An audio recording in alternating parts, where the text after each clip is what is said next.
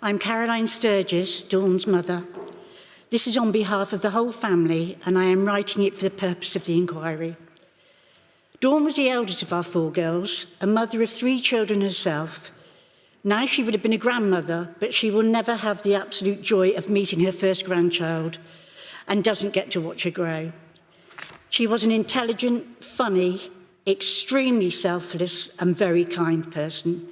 She always cared deeply for her family and many friends that surrounded her. She did not judge a single person and strived to make others happy, even when she didn't feel like smiling herself.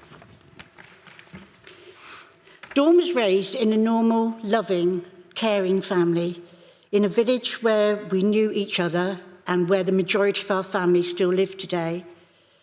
Her circumstances escalated to her living in John Baker House for the last 2 years of her life. Dawn grasped this opportunity to address her issues. She was excited that it would be a new starting block for a fresh chapter. She remained in constant contact and was totally supported by us all.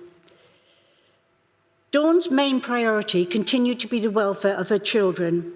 Her youngest, still in primary school, was always very excited to see her mum.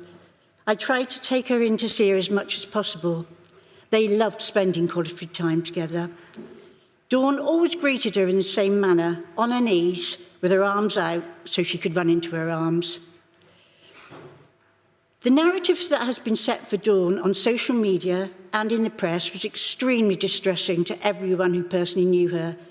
She was not a known drug user, as had initially been reported and then repeated. She was a very loved mother, daughter, granddaughter, sister, auntie, niece, cousin and friend. I last spoke to my daughter on the evening before the incident. We spoke at length about the excitement she felt at the prospect of finally leaving the hostel and living independently once more.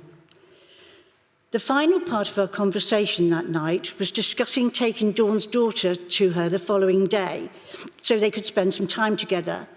She was to ring me that morning with a confirmed time for me to drop her off.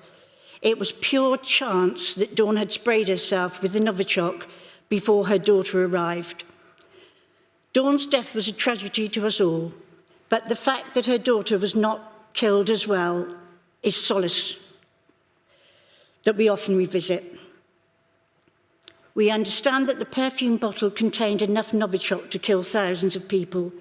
Again, although we were devastated by her death, our family finds comfort that Dawn was the only life lost that day, when the potential harm was much, much more, and we know she would agree. The next section is just a quote from Dawn's daughter. Me and my mum had a bond that I will never forget. The day I heard she had fallen really ill was heartbreaking to hear.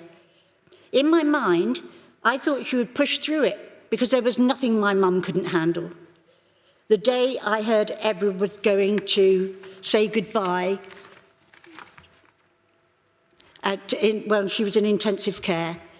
Shortly after she passed away, one thing I will never forget is due to my age, I never saw her or got to say my goodbyes.